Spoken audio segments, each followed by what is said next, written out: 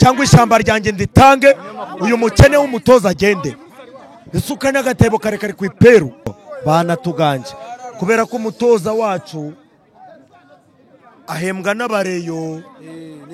Ugereranyije n'ibibazo mufite ko tutari kubona umutoza wanyu wungirije, donc tubwire nka kapiteni wa Rayon Sport. Cyambere cyo nabibazo dufite. Icya kabiri kugumana umwanya turagumana kuko twe turakura. Uko equipe ishobora kubaho cyakinisha kubona umutoza afite bagakina, ariko umutoza ni yaba hari bakina dari ngo atoze kandi byashoboka. So twe turizera neza ko ibisabwa byo tuzabikora kugira ngo tugumane umwanya wa mbere. Aperi nagari umutoza, aperi nagari staff technique, aperi nagari umukinnyi. Tugomba kwishigikira kugeza igihe yagendeye tukabyishimira ko yagiye, ariko ntabwo dukwiye guterana equipe kubera ko hari umutoza udashoboye. Itangazo ngiye guha ubuyobozi bwa Rayon Sport. The Choice Live. Tubwire ko uyu mukino munganyijemo na mukeye wanyu APR FC n'umukino wavuzweho byinshi mbere yo kuba umusaruro wogira ngo usa n'umukino ubanza gusa ntabwo abantu ntabwo ngo zino televiziyo usa nkaho mu disappointing cyane ababashije Ntabwo disappointing birimo kuko ni umupira, so tuzashaka gutsinda mu gihe byanze ya abamari draw kuko twaje tuzi ko tugomba gutsinda match byanze kuko nego yakira kugumana umwanya wa mbere, so twagumanye nayo ibindi byose ngo kuba batishimye nabo twishimye turashaka gutsinda ariko byanze, so please ko neza ko match zitazishima. Byapfiriye rero nka kapiteni mu kibuga aryo mwateguye ariko intsinzi irabuze, ni icyo cyarutezamo anyitahari cyangwa ni ibindi wenda handi byapfiriye. Naho byapfiriye urabona ko dufite rutezamo refor, so naho hari so kugira ngo abedi tumenyeranye biracyagoranyemo, ariko uko match zigera imbere tuzamenyerana cyangwa ko icyo cya fora cyo cyadukoze, ariko na abedi iminsi imbere atanga umusaruro cyane niko twagumanye umwanya wa mbere, ibindi bagenda biza gake gake. Muracyari ku mwanya wa mbere akirimo difference y'amanota 2 murabona atatu muzakipinga ano manota pa champion. Dio ni gushona kwiyongera rega ko match 12 isigaye cyo kwiyongera tukayataka kimwe muri ibyo, so gana no kuyakipinga tukayongera kandi yamwe na oko leta yacu na staff na komite onje gukorera hamwe twese bizaneza ko tuzagumya umwanya wa mbere. Kefe ugereranyije na equipe ya APR FC Rayon Sport navuga ko ari isigaranye imikino, navuga ngo igoye cyane, harimo no gusohoka kwinshi. Ugereranyije n'ibibazo mufite ko tutari kubona umutoza wanyu wungirije, donc tubwire nka kapiteni wa Rayon Sport mugiye gukora iki cyane kugira ngo mubashe gukumana uyu mwanya wa mbere mubonye? Icyambere cyo nabibazo dufite. Icya kabiri kugumana umwanya turagumana kuko twe turakura. Uko equipe ishobora kubaho cyakinisha kubona umutoza afite bagakina, ariko umutoza ni yaba hari bakina dari ngo atoze kandi byashoboka. So twe turizera neza ko ibisabwa byo tuzabikora kugira ngo tugumane umwanya wa mbere. Ayo makipe vuga ngo akomeye, burya amakipe mato niyo mabi kurusha amakipe akomeye kuko yo azasha kwigaragaza. So yigize amahirwe gora n'ikipe nkuru mu kintu bufunguye mu rumwe arigaragaza, so urushinda gatsinda bako bwangize amakipe akomeye asigaye niyo meze kurusha amakipe mato. Umukino wanjye tubonye hari umugeri uhura na Clement ngira ngo iramvune wahivugaho iki bigenze gutubundi tubwira kuri reaction. Ya mpira mu kirere navuga ko ibibazo atabishaka ko yasimbutse ngo bitumugeri mu nda, so bako ari accident yari ariko nabidasanzwe. Tubonye nyine winjiye usa naho ubabajwe no kuba mudatsinze cyangwa hari n'izindi nkuru kuye mu gihugu. Ya intego ari gutsinda, so murumva dutsinze, so birababaje ko tudatsinze, ariko cyambere ko twashaka kubona iyo draw kuko iyo twifuza gutsinda biranze, navuga ko bwanjye ko turishimye kandi cyo gutegura match ziri imbere kugira ngo tutange umusaruro muzima. Imisifuri yagenze neza. Arawumwe agiye asifura bidari byo, ariko musifuzi buriya musifuzi uyu munsi navuga ko uryanjye n'indi mikino yasifuye neza.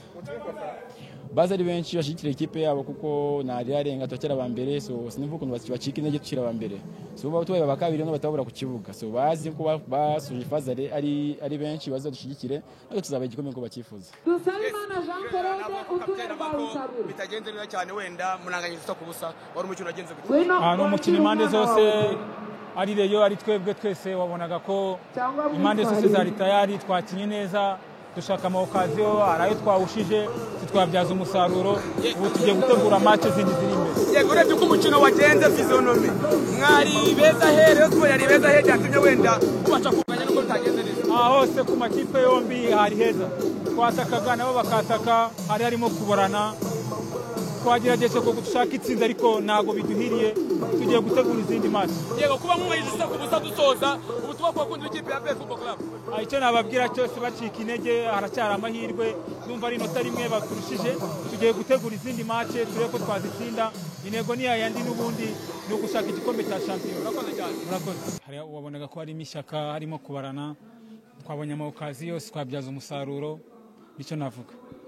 niki intego mwe mufite ngira ngo niki cyatumye mukora kuko dore bwa mwari mwatuye ko muri 100% mwiteguye kubonetse intego yari gutsinda ariko twagerageje turapushinga turarwana tubura amahirwe yo gutsinda ariko tugiye gutegura izindi match ziri imbere turebe yuko hari cyahinduka mu byo twifuza.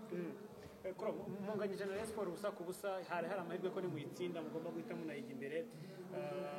Murabona bitazabatwara imbaraga nyinshi cyane kugira ngo muzayijya imbere kuva munaniwe kuyitsindira. Nkuko bivuze twifuzaga gutsinda kuya turaye ku mwanya wa mbere ariko nago biduhiriye tugiye gupushinga izindi match zisigaye ndakeka bari kuturusha rimwe twebwe tugiye kuri match zacu zisigaye tuzitwaremo neza ibindi bizagaragara nyuma. Kubigendanye wenda na tactique cyangwa se n'ibyo umutoza yari yabasabye niki kitagenze neza hagati yanyu? Byose twabigerageje tubura amahirwe. Twabonye equipe ya Rayon Sport isa nkaho yabijije mu mukino igenda gace cyane gukomeza kugendera kuri iyo ritme bisa nkaho ibakuye mu mukino hakiri kare. Claude urabona ku giti cyawe tactique z'umutoza wemeranya nazo? Icyo nakubwira cyumva naninje muri tactique z'umutoza. Twege ibyo yatubwiye nibyo twakinye natwe abakinyi turi bakuru turapushinga biranga ariko tugiye gutegura izindi match ziri imbere ibingibi byarangiye tugiye gutegura izindi match ziri imbere. Akabaza k'amatsiko kuri tunasoza derby ya Rayon Sport ubusanga yakabijwe abo mufana no muri media mu itangazamakuru ariko abantu bagera mu kibuga cyangwa se muri stade bakabona ibitandukanye yitwa tuyiha uburemere dafite. Icyo nakubwira cyo yaba ari hanze y'ikibuga yaba ari mu kibuga haba hari imishyaka ku mande zombi haba hari imishyaka nta numwe wifuza gutsindwa umuntu wese abashyiramo imbaraga ze zose iby'Imana itanze biba ari ibyo ngibyo nibyo Imana iba yateguye. Yes, turi kumwe n'abakunzi ba equipe ya APR FC bambaye kabisa nk'aba Soldier Boy. Kwanza mubanze mumbwire igitekerezo cyo kugira ngo mujye muza kuri stade mwambaye uniform zimeze gutya cyavuye he? Twese twarabitekerejeho kandi ntago mba ndi umwe ngenyine tuba turi umwe babiri batatu tuba turi benshi tukabitekereza tukabipanga twati tugomba kuba twambaye gutya kugira ngo ikipe yacu ni ikipe ya gisirikare tugomba kuba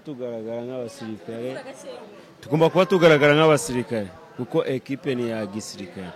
Yes, mwari mufite match na equipe ya Rayon Sport mwasabwaga kuyitsinda mugahita mushyiramo ikinyuranyo cy'inota rimwe mukaba n'abambere bifiriye umujene.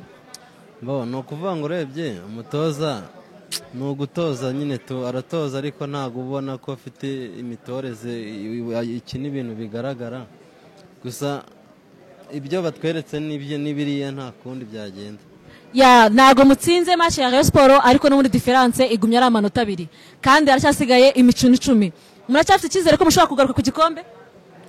Icyizere kirahari kuko burya amahirwe y'uyu munsi nimba yarebeye ahandi hantu cyangwa burya n'Imana mu ijuru afite kundi kuntu bigenza avuga atakuye ngo imyijyane ibonekemo ahangaha reka mbikore gushya abona n'ubwa mbere bura ko Rayon Sport twakira yari yarateguye bikaze cyane yo mu ijuru rero avuga ati imyijyane ibe mu Rwanda reka tubisubike ariko igikombe cyo tugomba kugitwara ugiye kubisa inyundo ritarashya ntabwo rigomba kumeneka utanu kuzana inyundo ifite ibiro biremeye kugira ngo rirabe kuko ubwo nabonye bashire kumeneka nta ngorane.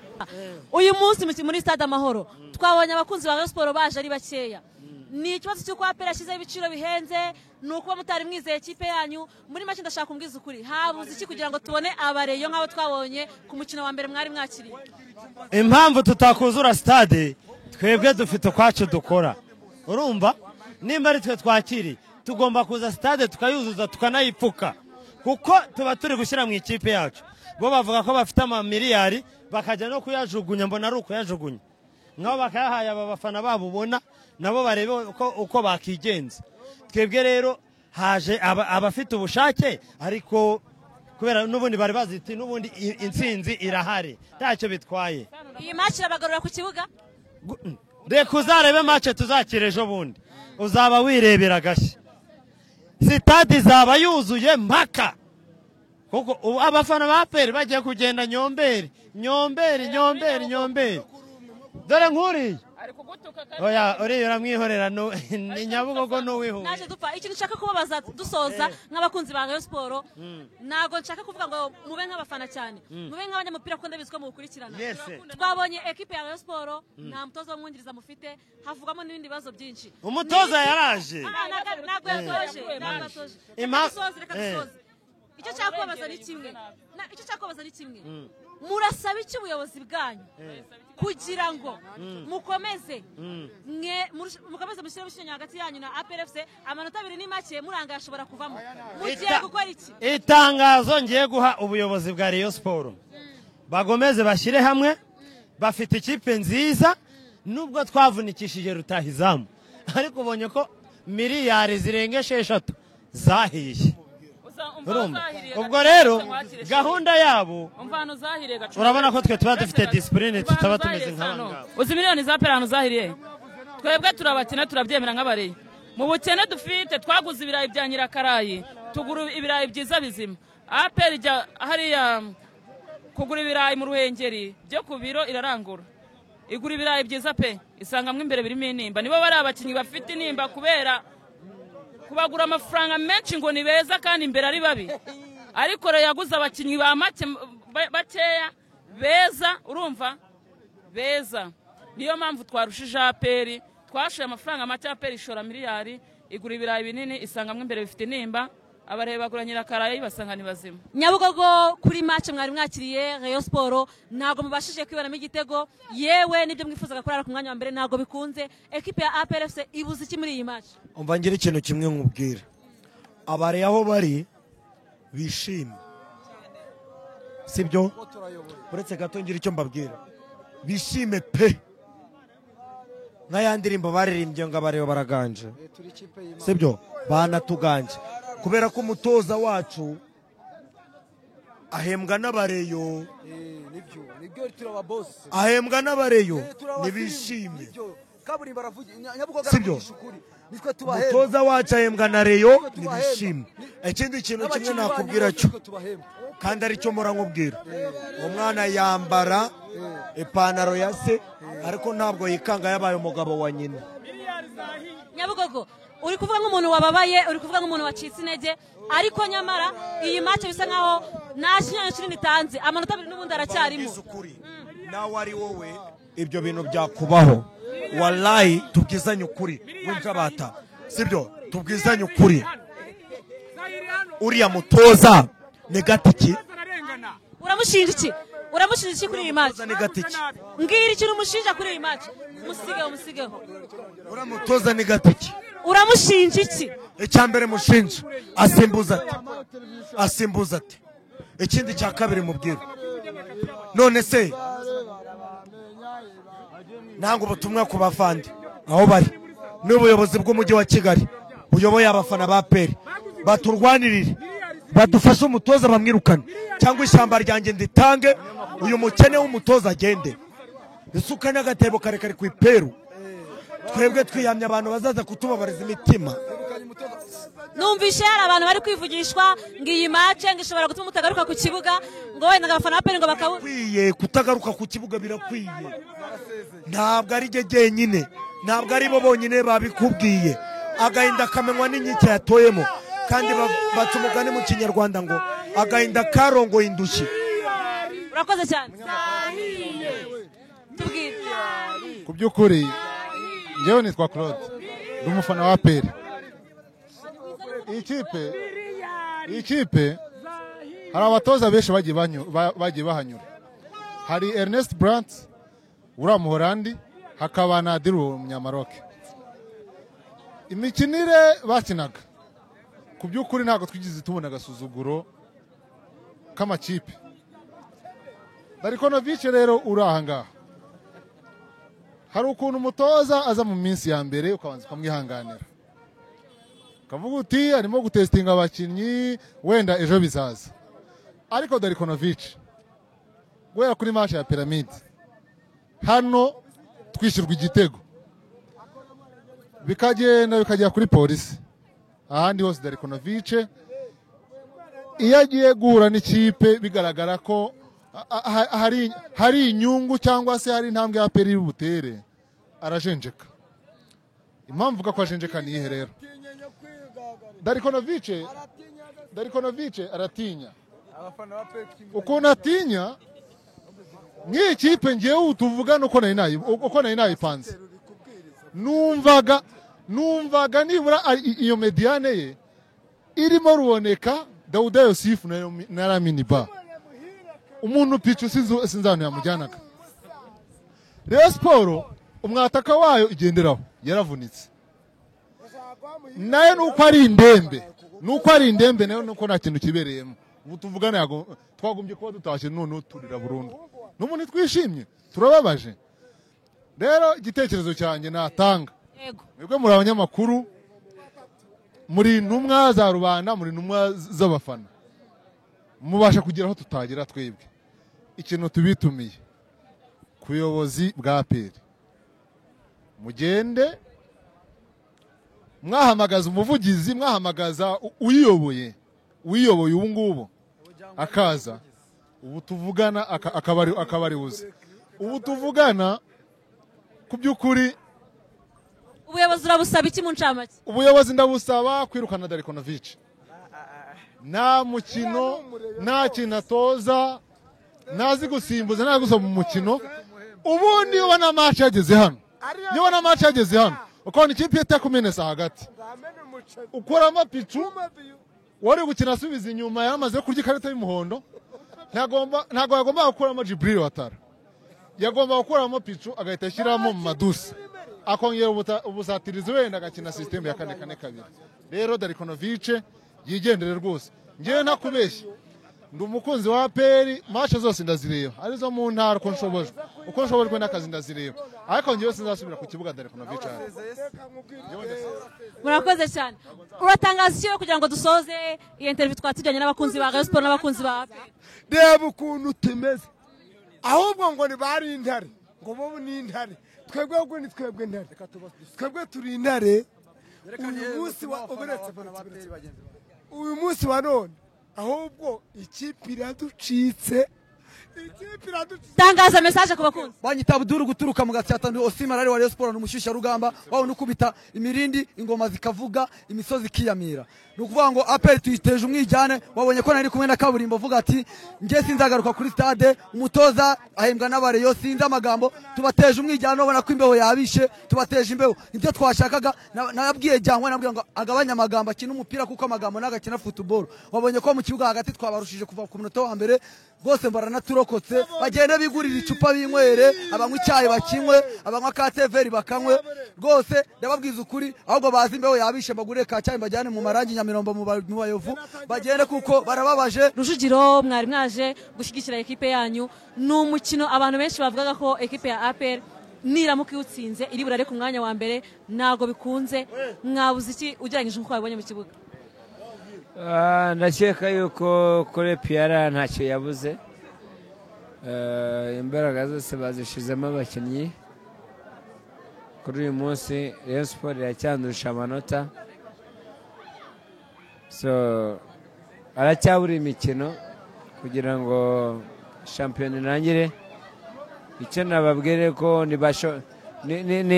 bashonje bahishiwe muri shampiyona. Icyo nzi ko njyewe target yanjye focus yanjye ni igikombe. Yego Rujugiro target yawe ni igikombe ndabyumva ariko se noneho ekipe ya APR wabonye niyo umaze iminsi ubona urabona muri tayari kugitwara igikombe cyangwa hazakomeza amahazemo izibirantega uyu munsi avemo uyu munsi ajemo ntago ubona ko ibyo binari ikintu biri guhungabanya kuba mwatwara igikombe? harimo confuse ariko icyo nakubwira cyo nuko APR ni APR. Igikombe turi gukinira kimwe ntago ari bibiri. Icyo nizera nuko twa dufite focus yacu yo gutwara igikombe cya shampiyona. Ibindi bagongana barwana bakora iki bo bazakora ibyo bashoka byose kugira ngo batware igikombe ariko bizabagora. Rujugiro abafana ba APR benshi twaganiriye bavuze ko batanyuzwe n'umusaruro bakuye kuri stade Amahoro, yewe abenshi banakomeje batubwira ngo ntago tuzagaruka umutoza agihari. Ni iyihe message y'ihumure wagenera abakunzi ba APR FC bavuye kuri stade Amahoro batishimye? APR ntago ari umutoza, APR ntago ari staff technique, APR ntago ari umukinnyi. Tugomba kwishigikira kugeza igihe yagendeye tukabyishimira ko yagiye, ariko ntabwo dukwiye guterana ekipe kubera ko hari umutoza udashoboye nanjye kuba cyacitse.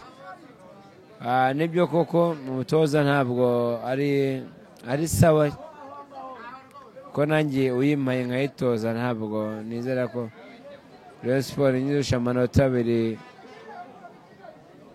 najya ku mukino wa nyuma numva ko ndi bunganye nawe cyangwa iri bunsinde.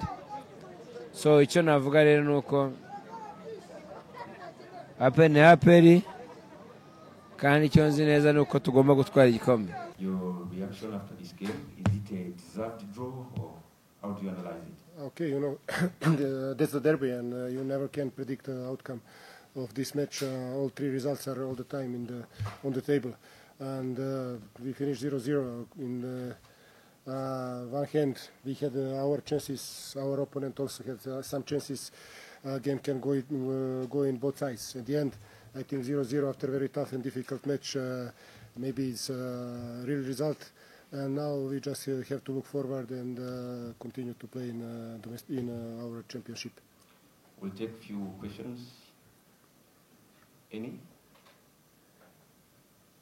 Okay, CV. Hey, Coach, I told you to me, I just want to ask you my first question. This profile picture of players, but different players in the pitch. Is this the problem of the players or is it the problem of coaching? Which one difference? I say this. Best players profile different players to the pitch. Is this the problem of players or is it the Who is the best player? Tell me, please. Who is the best on today? I cannot to speak about single name. We can say, okay, our defending line, they perform very hard and difficult job, especially when our opponent had set pieces and our free kicks. You know that they are a very tall team and it's not easy to defend against them. And they have number 11. Sorry, I forget the name. What's the name? Yes, maybe best leg in the league with very good free kick, and because that I said with my goalkeeper, of course, and after that Bosco Ruboneka play long time playing very high level. Yes, Ruben. Thank you, Coach. Today you decided to start Ismael in the Yes. midfield, who didn't play much Okay. in the league, even in the first leg of the league, he was out of the squad. Yes. And I decided to have him back in the squad in the Yes. second leg. Yes. And you decided not to start with Dauda Yes. in his place. What was the idea? Do you think that it was successful? Thank you. Of course, but if you observe our last matches, I think Ismail start a few matches from beginning, and he came in good time for us because we miss such kind of player like Ismail with his aggressivity, his character, his personality, and his leadership totally different. I don't want to estimate Dauda, of course, but totally different. And when you play such kind of the game, you of course that you need someone who will be 19 minutes with head inside of the field and who will give everything for you and for team. At another hand, he was here before and he knows, he feel derby, he knows the importance of this match, he knows people, he knows this rivalry, and he showed to us that in this moment he is one of important player. Dauda has his chance, and as you know, Dauda, if you count how many matches Dauda start, and you ask me this, you have to know that he started few matches in the first leg, and now maybe start few matches. Dauda didn't provide what we're asking for, and today, if you come back and see match, analyze minutes what he play, you will see 2-3 crucial balls when they get in the middle and can score goal. That's the difference, and that's the point of Ismail starting. Yes, Yuri. Thank you, Coach. I want to ask you something. Like, it's good to count the squad, but sometimes changing too much makes it's Who told you that that's not good? This is your observation, or I'm coach, not you. You know. Who? Tell me, which one? I want to, but when you ask me, you must know. Which one? We start today. Okay. Okay. Okay. Ismail played the last 5 matches. Ismail played last 5 matches. 5 matches Ismail play. What's the wrong? A defending line. Play. Come to be coach of Pierre. And put whole time put the same first 11. Okay. No. Sorry. Next question. Sorry. Do you know that they are in Ramadan? Do you know how many players are here in Ramadan? 12. Do you think that they can share minutes like you want? No. Just I told you. Next question, Amon.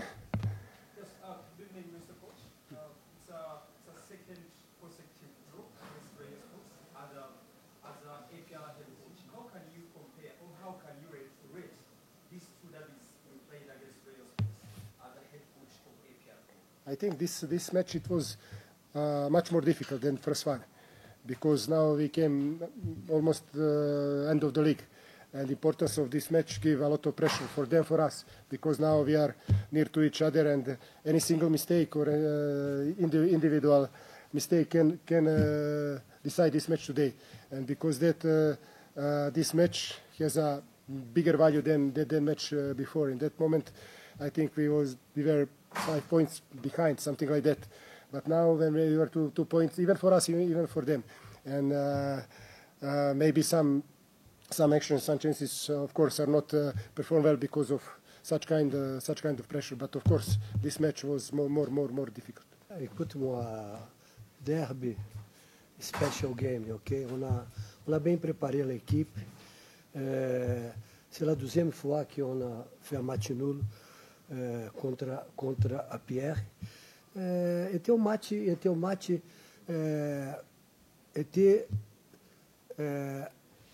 pour le premier mi-temps, le premier 20 minutes, l'équipe adverse, ils ont choisi faire le pressing.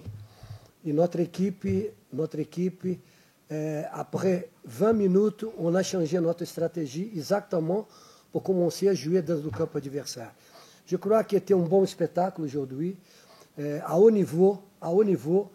D'autres choses aussi. Du 2e mi-temps, je crois qu'on a mérité la victoire. Ce n'est pas pour parler qu'on a mérité la victoire. On a montré à tout le monde que ce n'est pas pour hasard que nous sommes la première place du championnat. Okay? C'est pas facile, hein? C'est pas facile.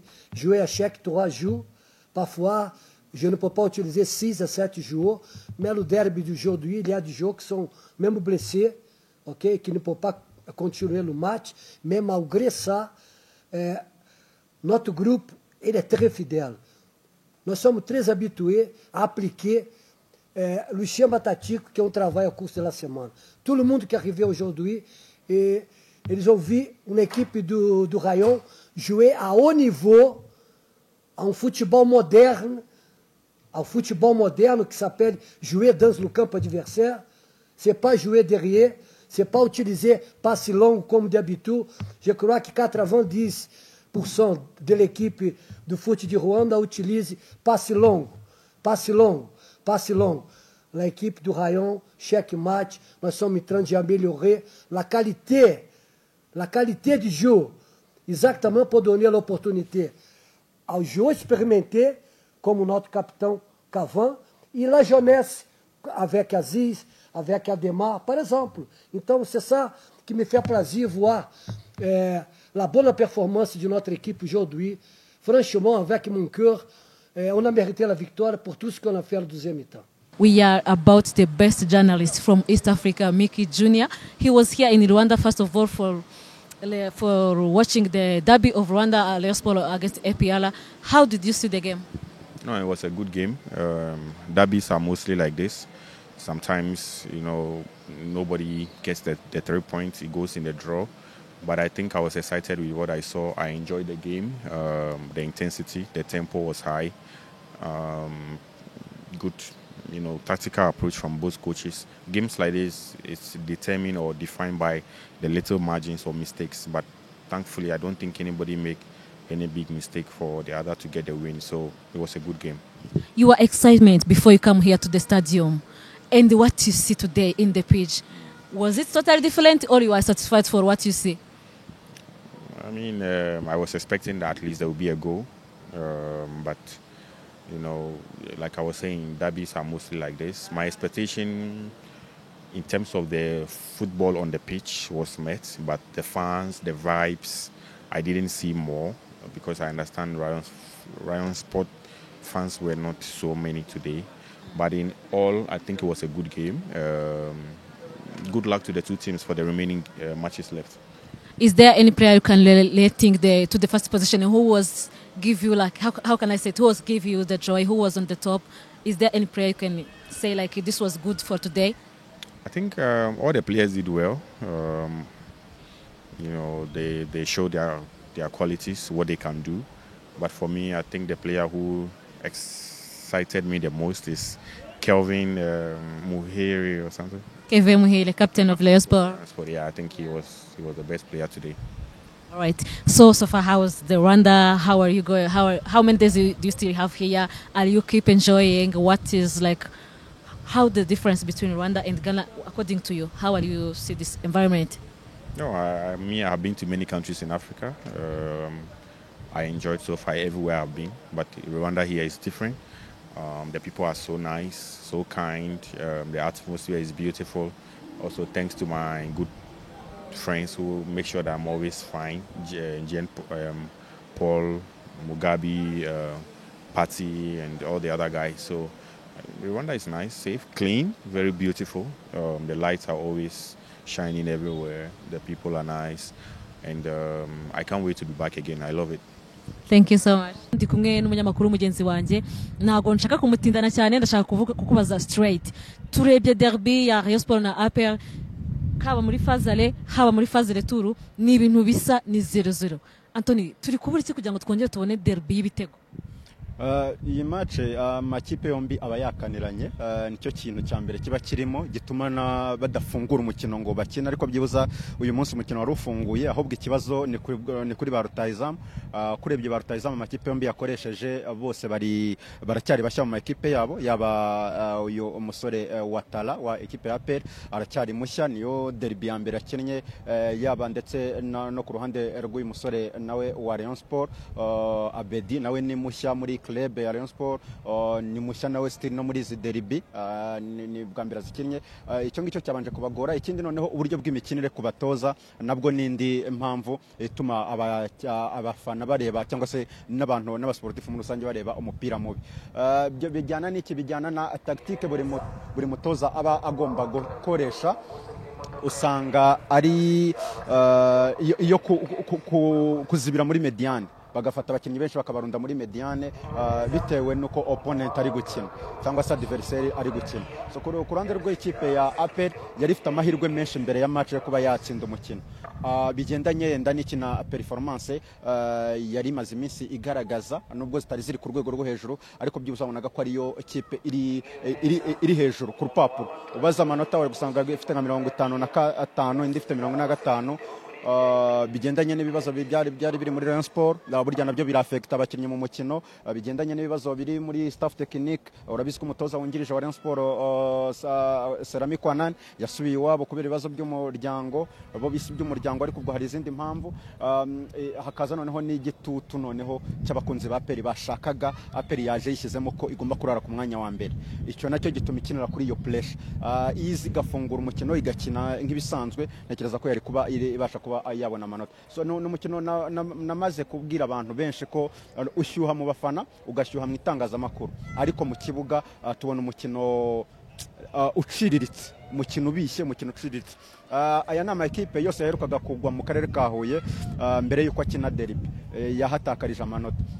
Aya ni amakipe nanone uburyo bwayo bw'imikinire iyo wagerageje kuyisoma neza ni amakipe yandi ashobora gutsinda andi 18 muri shampiyona afite ubushobozi bwo kuba yakuraho amanota 3 n'amakipe yose ari imbere yitegura kuzahura na APR yitegura kuzahura na Rayon Sport yicaye neza kiga adversaire yaba APR yaba Rayon Sport wabakuraho amanota 3 kuko n'amakipe akina ibintu bisomeka.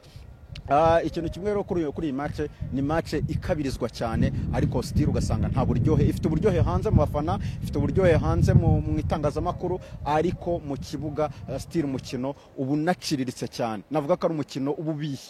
Nahoze ndimo kuvuga ngo dushobora kuba dukumbuye abakinnyi beza mu Rwanda bijyanye nuko nabonye derby yashize bijyanye nuko mbonye ngiyi bijyanye nuko maze kwibana mu myaka nk'ibiri ishize nabwo urabona ko nyine naho ngaho muri media naho ngaho mu bafana ariko wareba abatoza tuba dufite wareba abakinnyi baba batuzaniye aha ngaha ukabona ko ntago turi kubona wa mukinnyi ushobora kwitirirwa derby watanga ambiance mu bantu wagira ikinyuranyo haba muri Rayon Sport haba muri APR ntago turi kumubona ntubona ko niyo manke y'uburyo tugura abakinnyi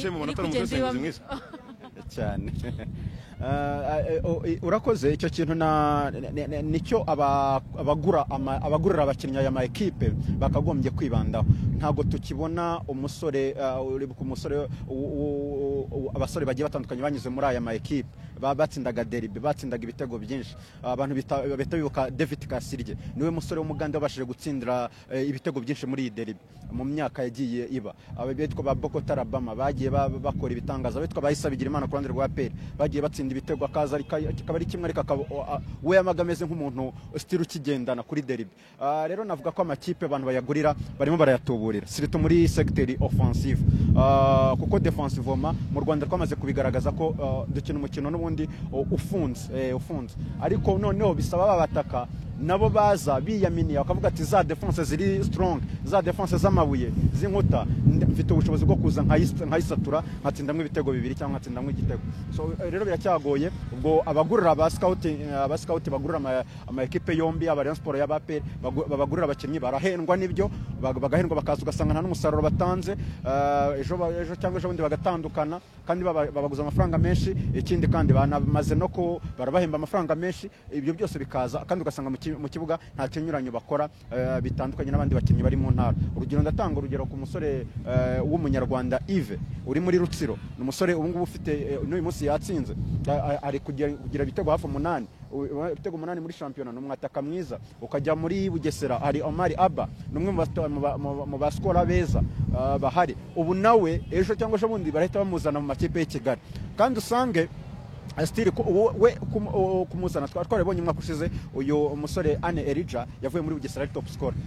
Nubwo bavuga ngo yazamuye urwego ariko nta rwego rw'ikipe nka Police nta rwope ni ikipe nibuvuye muri Bugesera wari ufite ubushobozi bwo gutsinda ibitego 15 uyu munsi ukaba nta n'ibitego 5 uragira wari top scorer ufite buri kimwe cyose uri guhembwa amafaranga meza uri guhemberwa igihe ntago uri mu birarane nk'ibyo Bugesera igikunda kugira waje Kigali ahubwo kuza Kigali bahita bapfa n'ibibazo byo hanze y'ikibuga ari byo navuga ko abataka basigaye bagurwa n'amakipe matoya cyangwa se amakipe yo mu ntara ariko ugasanga still amakipe manini yo ari kwibwa n'abakinnyi bitwa ko ari ba rutahizamu ariko ugasanga ahubwo ni ba ruhungizamu.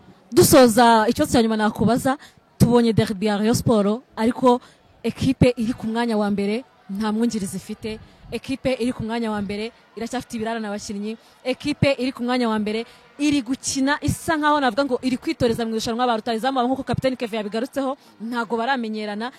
Urabona ko mbega iri gusa nkaho isunikwa n'intege nke za mukeba bigaragara ko nawe utaraba tayari neza muri iyi shampiyona.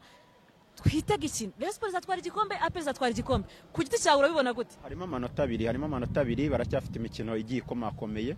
Ikipe nka APR yakuyemo fixtures navuga ko zari ziremereye z'ama equipe ya Kigali ya Polisi ya Mukura izo ngizo yamaze kubizishyira ku ruhande. Rayon Sport igiye kwataka ama equipe akomeye ariko Rayon Sport n'ikipe ayo ma equipe y'aba Polisi y'aba Kigali na makipe atajya kunda kugora ikipe ya Rayon Sport mu buryo bw'imikinire ko urebye imikino iheruka ubusanga Rayon Sport yarayiciye amazi cyangwa se ibasha kuyimaximiza.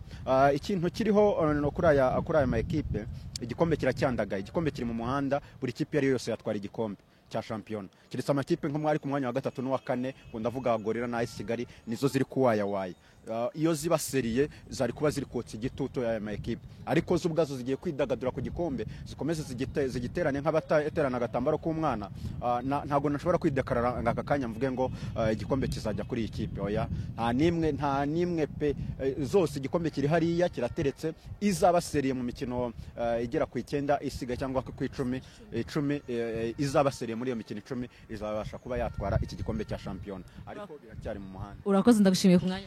Urakoze cyane. All right, The Choice Live turi hano kuri stade Amahoro ahari habereye Derby de Mircorine, equipe ya APR FC yari yakiriye Rayon Sport. Ni umukino urangiye ari ubusa ku busa. Akenshi umukino w'ubusa ku busa biragora kugira icyo uvugaho, biragora gushyiraho comment, ariko navuga ko byibuza bitandukanye nuko umwaka ushize byari nako nkuko muri faza byari bimeze. Uyu munsi byibuza twabonye umukino ufunguye, ariko navuga ko tactique z'abatoza zitubuza ambiance, biratugora cyane. Wabonaga ko Rayon Sport yari yiyemeje gutegereza APR iraza iradefanda neza muri mediane yayo ikoreshamo abakinnyi benshi. Wabonaga ko iri kuvuga ngo turanganya nirangara tuyitsinde. Mu gihe equipe ya APR FC yo yaje iri kuri pressure, navuga ko yari yamaze kwizera ko igomba gutsinda equipe uko byamera byose, uko byamera kose. Ukurikije amakuru yavugaga muri Rayon Sport, sinzi umutoza yagiye, sinzi nago bari guhemba, sinzi komite, hari amakuru menshi wumva kuri Rayon Sport ku giti cyane navuga ngo akakurangaza cyangwa se mo kimwe akagutera kwirara. Donc navuga ko ntago yari difference nini, bagerageje ibishoboka byose, ariko tugorwa no kubona wa mukinnyi ushobora guhindura umukino. Urabona hari ukuntu abatoza babashizo tactique zabo, ukabona ko nyine barafungana cyane. Robertinho nta mwataka afite, navuga ngo uri typique nka Forunganye ushobora kumutsindira. Naba afite kano kanya yego ari kubashyira mu kibuga, ariko trust iracyari nkeya cyane. Urabona ko Biramarira Bedi yagiyemo mu gishaka kabiri bahita bamusimbuza. Abdoulaye Jaro we no kuri 18 ntago yageze abonekaho. Urumva ko rero izo ntege nke ziri muri aya ma equipe cyangwa se iyo mikinire y'abatoza iri gutuma abanyarwanda tutabona. Niba navuga ngo ibirori bya Ruhago, uraza muri derby uvuga ngo uyu munsi uyu nguyu wenda arakora agatangaza, uyu nguyu arakora iki ngiki, nk'abakunzi ba APR bavuga ati reka turebe uko twareba kuri Watala, turebe Mamadusi ese aricyo bari bukore. Ubonye ko nabo uyu munsi match yabagoye cyane. Ikindi kuri Rayon Sport nibyo mu kibuga barakina, ariko ukabona ko cya cyuho cyo kuba badafite Forunganye kiri gutuma bakina indiscipline tactique. Ni Kevin Muhira uri kuva hagati agakina ku ruhande agakora Kurazoma na Haji bagakora Kurazoma. Donc equipe yose buri mukinnyi wese muri Rayon Sport akina avuga ngo we can make it, ariko naga bari shuwa neza ko yabikora. Rero icyo twakitega hagiyemo difference nibyo y'amanota 2 naga ikinyanya ari kinini cyane, bafite imikino iri imbere. Ese muri Rayon Sport barashaka umutoza w'umwungiriza, bubake staff yabo yuzure, ibibazo birimo barabikemura kugira ngo equipe yabo ikore marato. Ese APR FC inaniwe kwitsindira Rayon Sport kugira ngo iyijye imbere, igiye gukora iki mu mikino iri imbere, barasabwa iki? Ibyo byose ni ugutegereza tukareba. Champion igomba gukomeza, tukareba muri weekend uko bizagenda, ariko mu ncamake nta kubarambira cyangwa kubabwira ibintu byinshi. Iyi derby yacu akenshi isigaye bamo amatactique menshi cyane kurenza ukabamo uburyohe bw'umupira cyangwa se uburyohe bwa Ruhago. Ubona ko nyine ni ugufungana, ni ukwigana cyane. Abanyarwanda ntitubashe kubona spectacle, wenda maybe nihagira igihinduka mu mitoreze yacu dushobora kuzabona ibindi birori, ibitego bikaza, kuba tutarabona equipe nimwe mu Rwanda nka Rayon Sport cyangwa APR ishobora gutsinda derby. Byubuza ngo tuvuge ngo amahoro avuguruye equipe ya mbere yatsinze derby ni Rayon Sport, amahoro avuguruye equipe ya mbere yatsinze ni APR FC. Ntekereza ko haracyari akazi kenshi, haba mu mitoreze, haba mu bakinnyi, haba no mu bakunzi b'umupira, byose ubona ko nyine ni ugukora cyane. So rero abakunzi ba The Choice mukomeze mubane natwe. Ibyinshi kuri uyu mukino muraza kubibona mu interview, twaganira n'abanyamakuru, twaganira n'abakinnyi, twaganira n'abafana, byose muraza kuza kubisanga The Choice Live kuri YouTube yacu. Mugire umugoroba mwiza. The Choice Live.